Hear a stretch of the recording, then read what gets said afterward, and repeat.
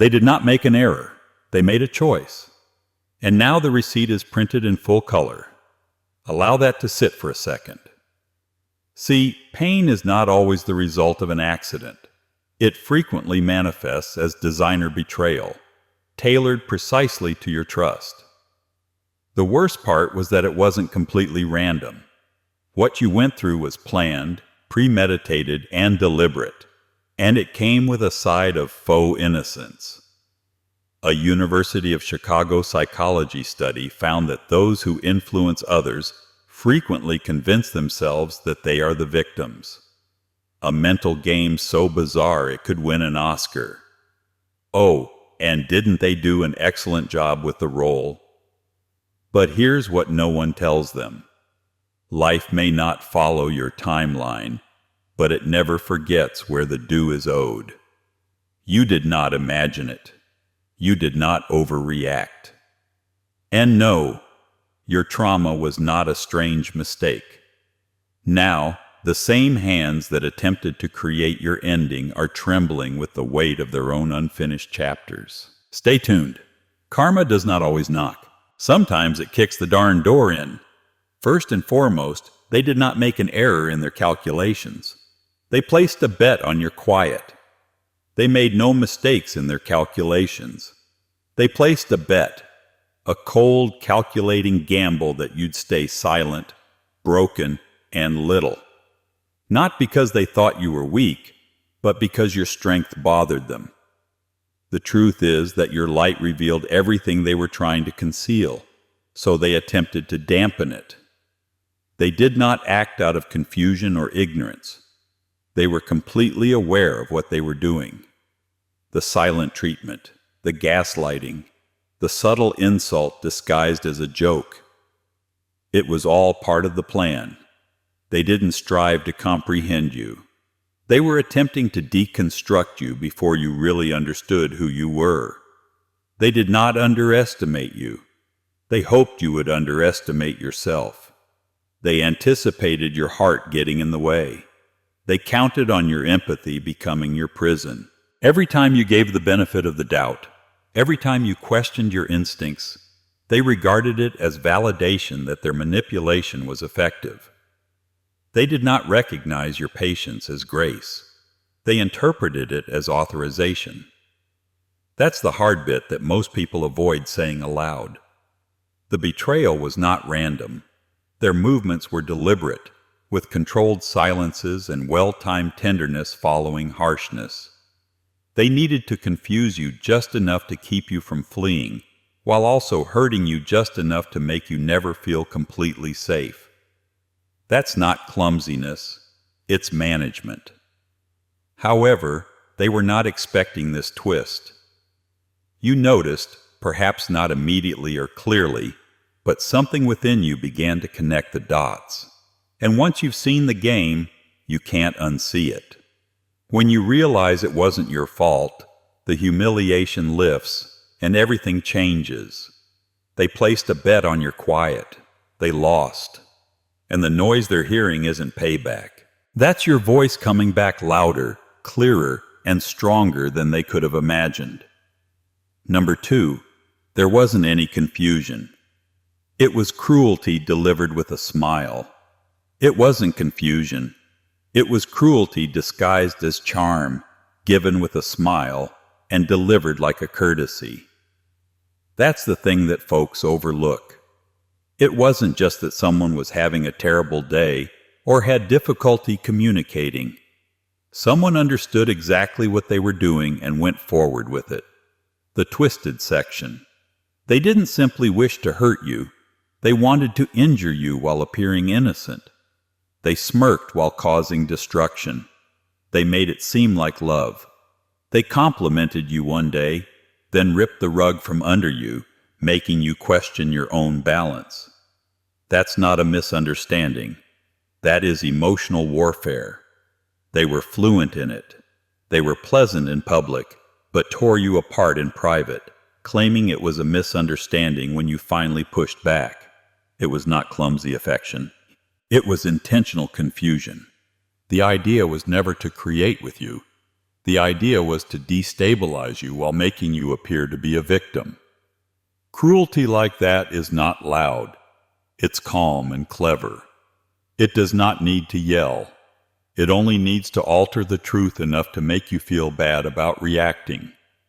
It waits at the ideal moment when you are vulnerable, hopeful, or mending.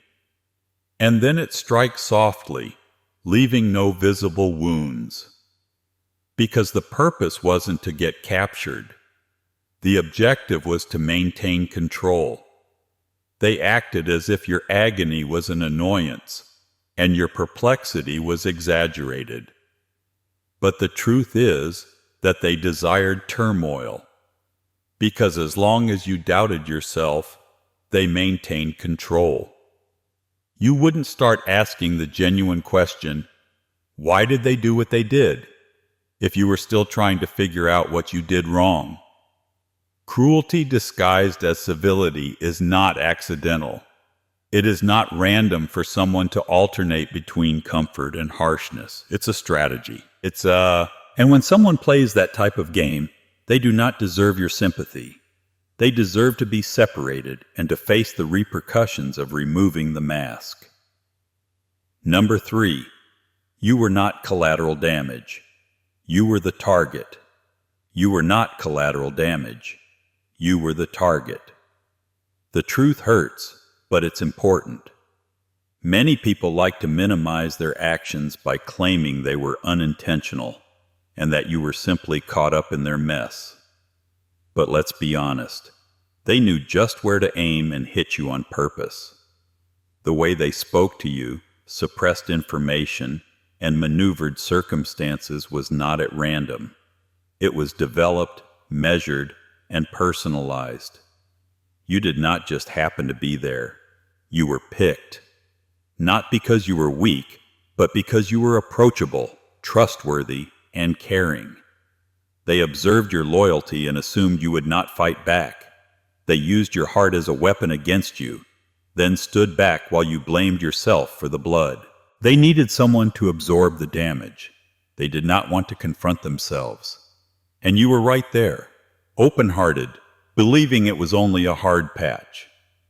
The reality is, it wasn't a difficult period. It was a setup. They weren't bewildered or overwhelmed. They were in control. And what they did was not a response. It was a decision. They hit your confidence, stability, and sense of value with surgical precision. This is not something you do by accident. The worst thing is that they probably walked away as if you were the problem. They created a version of you in their story that helped them sleep better at night. But the facts do not lie. People do not continue to damage others by accident. Repeated pain is a pattern, and patterns are designed. Even if they never said it out loud, you were not an afterthought in their mayhem.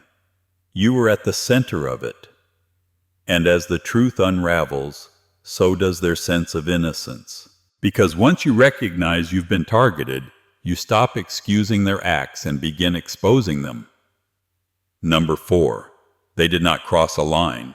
Instead, they erased it. They didn't just cross a line. They erased it softly and often until you began to wonder if the line ever existed in the first place. That is how delicate it was. One day, you had clear boundaries. Then you apologized for having them. Not because you changed, but because they gradually modified the rules and made you feel terrible for attempting to enforce them. They did not storm in and destroy everything.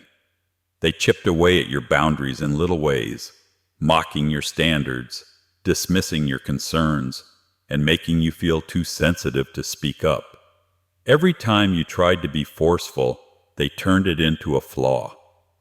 Perhaps you were hypersensitive, dominating, or difficult to love.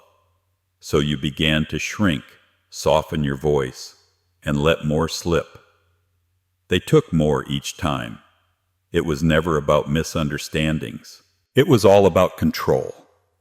If they could sufficiently obscure your limits, They would never have to respect them. If they could persuade you that the problem was your fault, they could do whatever they wanted and justify it as love, stress, or simply being themselves. The worst part is that you began to adapt to the dysfunction. You felt that being adaptable would solve the problem. You expected compromising to settle things down, but it never did. It simply gave them more room to take. They pretended the boundary didn't exist since honoring it required accountability, which they were never interested in. They wanted the benefits of being close to you without the burden of treating you well. And when you finally pushed back, they were taken aback, as if you had changed, as if your boundaries were an unexpected, unreasonable demand. However, they weren't. They were always present. You just remembered them. They are now uncomfortable, not because you are wrong, but because the eraser no longer works. The line is back, bold and unmistakable, and they are on the wrong side of it. Number 5, they based their tranquility on your instability. Your chaos served as the foundation for their peace. Every time you held things together, bit your tongue, or took the blame to keep the peace, they exhaled as if it was their right. However, their concept of peace was never mutual. It was a system, and you were the basis. You absorbed the stress, cleaned up the mess, and sacrificed your own needs so they wouldn't have to deal with their own. They were calm because you were always on emotional overload. They appeared composed because you were behind the scenes, shouldering the emotional weight of 2 individuals. They rested while you dealt with shame, perplexity, and anxiety. And they had the audacity to label you dramatic while profiting off your emotional effort. You didn't fall apart for no cause. You were the one who was holding everything up. They knew, and they preferred it that way. They expected you to intervene when they messed up. They knew you'd apologize first, even if you were the one hurting. Your chaos kept their lives organized. Your pain gave them power. And all the while they convinced you that this was normal, that the imbalance was due to love, maturity, or simply the nature of relationships. However, the structure is wobbling now that you have stopped carrying it. You ceased internalizing something that was not yours. You stopped shrinking to make them feel bigger. And without your turbulence to hold them up, the tranquility they made is collapsing. They can't take the silence until you absorb the noise. They cannot cope now that you have broken the pattern. They thought peace meant having their way. However, true peace cannot be created on the destruction of others. They're now compelled to confront the discomfort they've been avoiding, as well as the silence that has resulted. That is not peace anymore. That's the echo of everything they buried, rising without you to catch the fallout. Number 6, forgiveness was never owed. Accountability was. Forgiveness was never owed. Accountability was. But somewhere along the way, people began to view forgiving as a moral obligation. As if mending is only meaningful if it comes with a hug and a clean slate. Meanwhile, those who caused the damage continue to wander freely. There are no apologies or penalties, only silence, distance, and the chutzpah to act as if nothing occurred. You were supposed to rise beyond it. Be a bigger person. They said, let it go, without inquiring how much it cost you to carry it in the beginning. They did not sit with your anguish.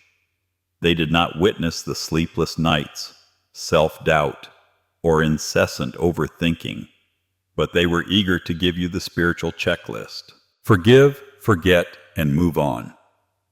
The pressure to forgive becomes another type of gaslighting. People begin to focus on your reaction rather than their own behavior.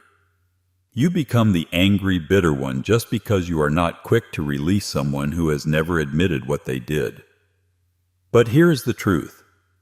You can heal without reconciling.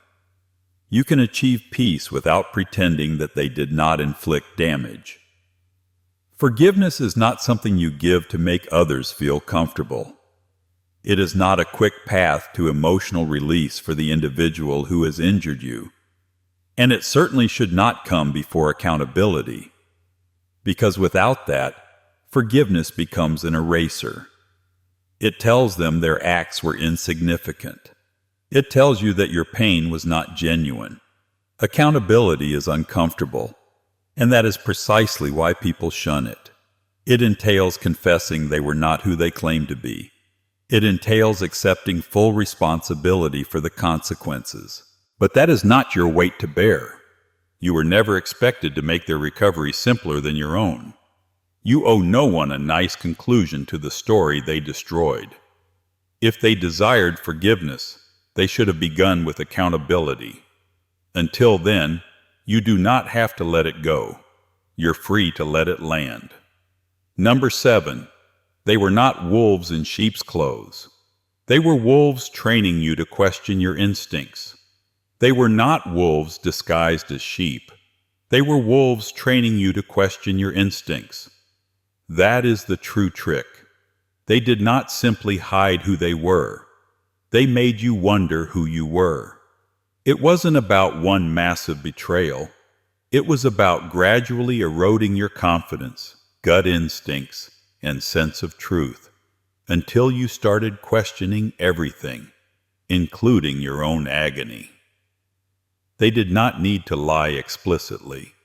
They only had to distort things slightly, make you feel like you misunderstood, and make you feel bad for bringing up how something made you feel. Subtle deflections, such as saying you're overthinking things or that wasn't what I meant, became weapons.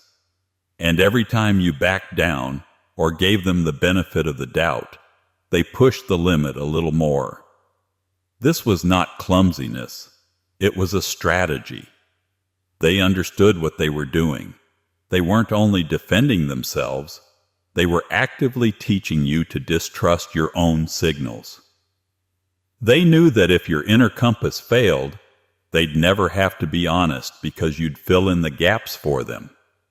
You would distrust your own memory. You would rewrite your own experiences in order to keep the peace. That is not miscommunication. That is mental conditioning.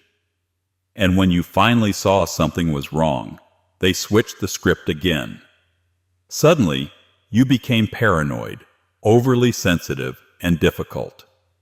The more you attempted to hang on to truth, the more they sought to persuade you that you were the problem, not their deeds, not the emotional trauma, but just your insecurity. It's one thing to get hurt. It's another to gradually, purposefully withdraw from your own truth. That type of manipulation causes a greater damage by stealing your clarity. It is not simply about what they did. It's about how they treated you as if you had no right to observe it.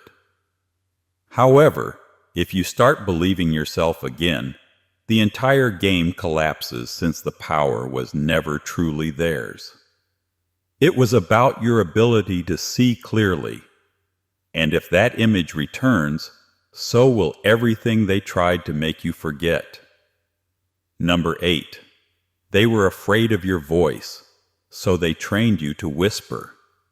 They dreaded your voice, so they taught you to whisper, not because it was harsh, loud, or incorrect, but because it was accurate.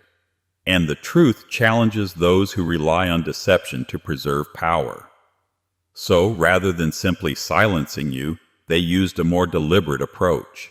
They convinced you that your voice did not count, that your emotions were too strong, that your queries were confrontational, and that your honesty was a liability. They did not tell you to stay silent. They inspired you to be. Every eye roll when you spoke out, every dramatic sigh when you expressed your thoughts, every time they shifted the subject or downplayed your experience was a lesson. The idea was to make you shrink, to convince you that being easy to deal with meant remaining mute. You gradually started editing your thoughts before they left your tongue. It wasn't as if you had nothing to say. You had plenty. But every time you tried to communicate something genuine, they made you feel that it was uncomfortable, that your perspective was faulty, and that your demands were ridiculous. They made self-expression seem like a burden. As a result, you gradually began to doubt yourself, to pull back, to remain tiny.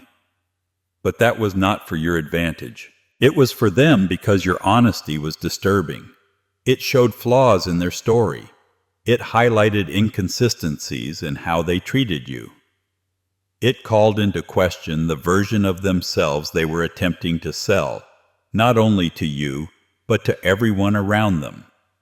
Your voice carried the receipts, which terrified them. So they instructed you to remain silent, not with force, but via manipulation. Not by stealing your voice, but by persuading you to give it up. But this is the bit they didn't plan for. Silence does not last forever. Eventually, the truth makes its way back up. And when it does not whisper, but rather shout. Number 9. They did not shatter your heart. They investigated how it operated before dismantling it. They did not shatter your heart. They investigated how it operated before dismantling it. This was not an arbitrary act of brutality or a moment of weakness. They took the time to learn about your habits, hopes, and the specific areas where you were weak. They sketched out your defenses and identified weak points. Every grin, apology, and charm was part of a premeditated strategy to gradually chip away at your trust. This was not unintentional damage. It was precise. They purposefully peeled apart your confidence and sense of worth, much like a surgeon who knows just where to cut. They understood how far they could push before you pulled back. They learned how to speak your language, manipulate your memories, and cause you to question your own reality. It was a technique aimed to leave you shattered yet confused, damaged but holding out hope that things would change. And now they're surprised that the karma feels clinical, which it is. What they injected into you was not chaotic. It was methodical. So the repercussions are not random storms, but a cold, unavoidable reckoning. The universe isn't giving out pity. It delivers exact justice, measured and accurate, in the same manner they decimated you. They can't complain now. They played emotional chess, and the moves are circling back around. The karma they face is a mirror that reflects every deliberate action they took and every silent damage they committed. It is not messy or emotional. It's clinical because that's what they made. They did not simply break your heart. They disassembled it piece by piece. And now they're experiencing what it's like to be dismantled in return. The difference is that you will heal. They will only feel the chilly precision of what they have set in motion. That is their burden to bear. Number 10. Your downfall was a joint project. They hoped you'd just blame yourself. Your downfall was a joint project. They were not lone wolves operating in solitude. It was a collaborative effort, whether evident or buried behind closed doors. The people who hurt you did not act alone. They had a quiet team. People that ignored your grief, laughed it off, or muttered excuses rather than standing up. They expected you to take full responsibility, figuring you'd internalize every fault while they remained comfortably distant. That was the plan. Isolate you in your pain so that the reality cannot be heard loud enough to destroy the illusion. The silence of bystanders was not impartial. There was a secret allegiance to the abuser. When people choose to remain silent in the face of harm, they are taking sides. They are providing approval. They are conveying without words that maintaining the status quo is more important than your well-being. Their loyalty is not characterized by cheers or obvious support.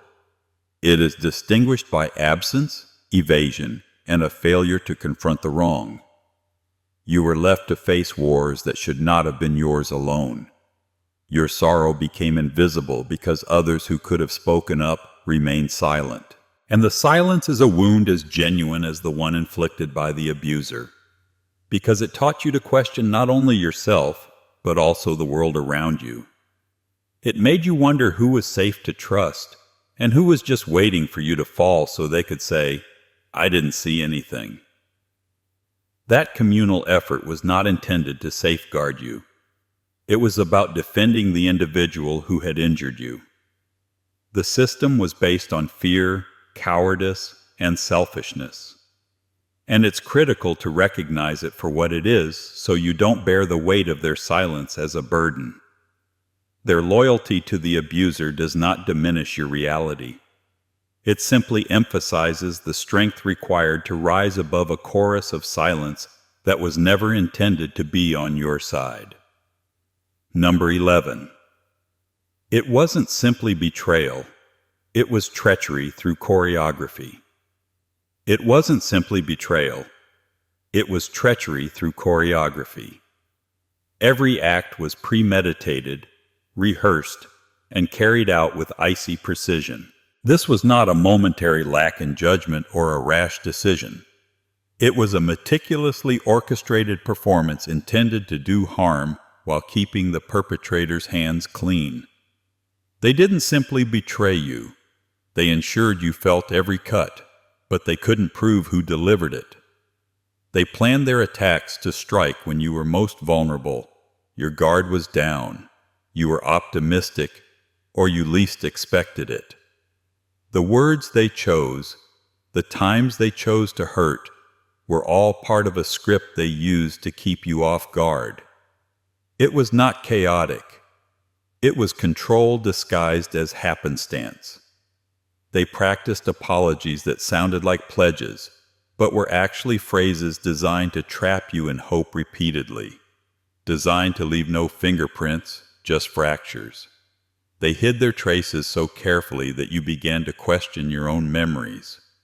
You questioned whether you were hallucinating the fissures in your environment, as there was no apparent evidence of sabotage. Outsiders were unable to detect the treachery since it was not overt or reckless. It was subtle yet strategic. The true damage was concealed under the surface, in moments that appeared inconsequential on their own, but combined to shatter your foundation. This type of betrayal inflicts a greater damage since it challenges your trust on a level beyond what most people understand. It is not only about getting hurt, it's about being outmaneuvered, misled, and gaslighted into doubting what you once thought was solid and true. It's a dance in which you didn't know the moves, but had to deal with the repercussions. And now, as the fractures grow wider, the choreography unravels. The mask slides. The carefully created facade crumbles, revealing the awful truth that wasn't simply treachery. It was a premeditated performance designed to break you quietly, efficiently, and totally. Number 12. They were not simply doing their best. They were doing their damage. They were not simply doing their best. They were doing their damage. There is a significant difference between striving to improve and intentionally causing you harm. When someone uses "I'm trying" as armor, it's usually a shield rather than a sword. But these people weren't exploiting their faults. They were in control. Every misstep was an option.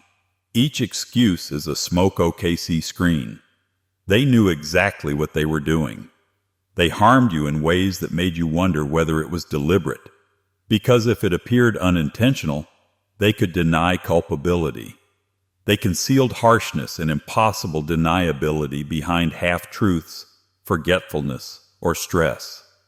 And it worked. You began to doubt the validity of your anguish because they never provided you with a strong reason to blame them explicitly. Accountability. This was the line they refused to cross.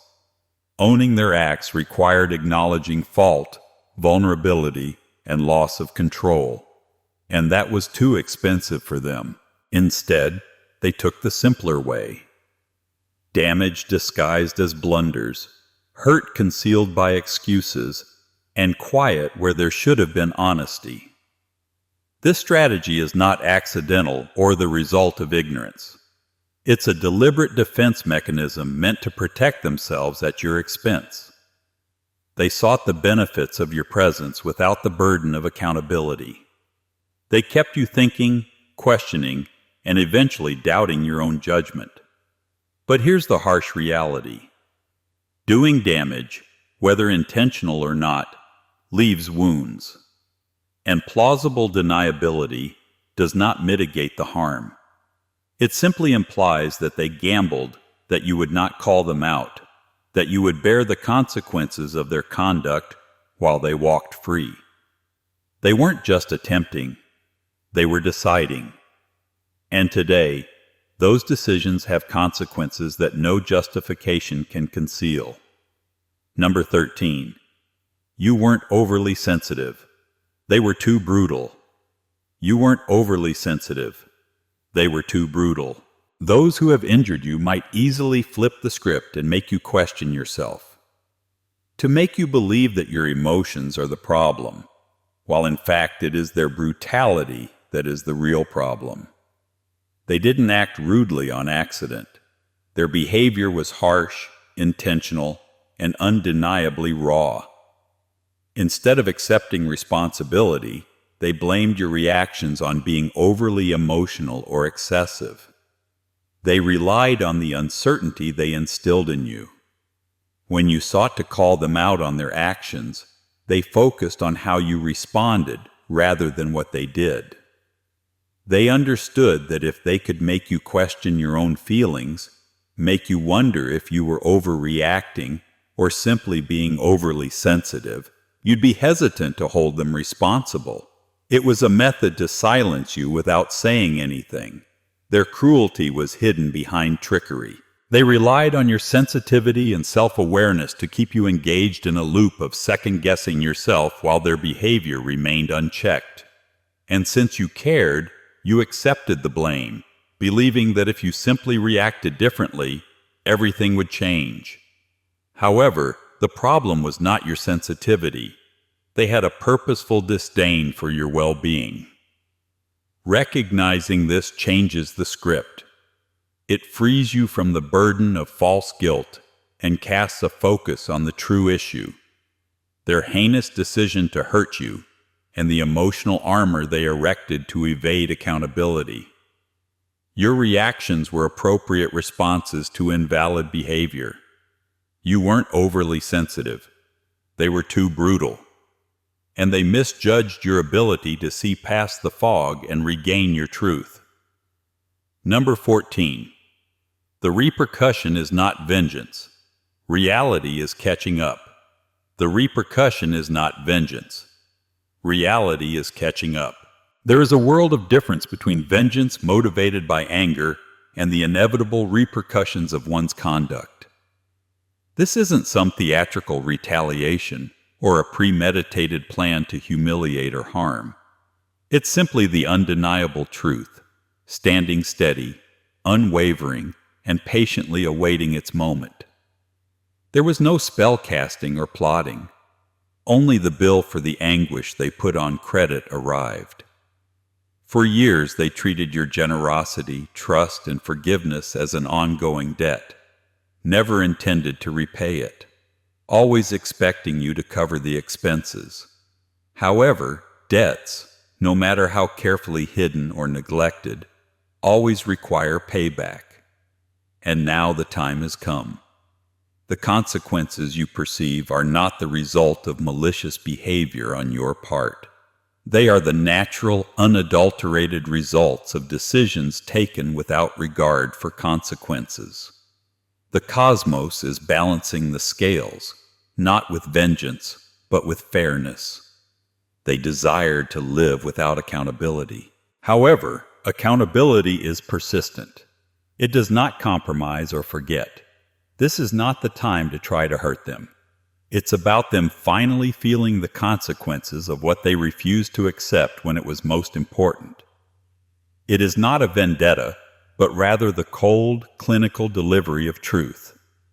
And while it may feel severe or harsh, it is exactly what is required to shatter illusions and awaken people to the consequences of their actions. So remember that the consequences are not your fault. Reality simply settles the score on its own terms. There was no drama or rage, only the inescapable repercussions of actions that could not be hidden forever. What you went through was never a coincidence or a temporary lapse. It was a meticulously orchestrated storm designed to shake every aspect of your being. Despite such purposeful violence, you did not break. Instead, you started building something much stronger. The current ramifications are not acts of revenge, but rather the natural, unrelenting response of truth meeting consequence. They are not a punishment from you. They are the universe's way of restoring balance to a previously one-sided story. This is not the end, but a great beginning. It is the beginning of your reclamation, your opportunity to rebuild the story that was stolen from you. Silence will no longer be your cage.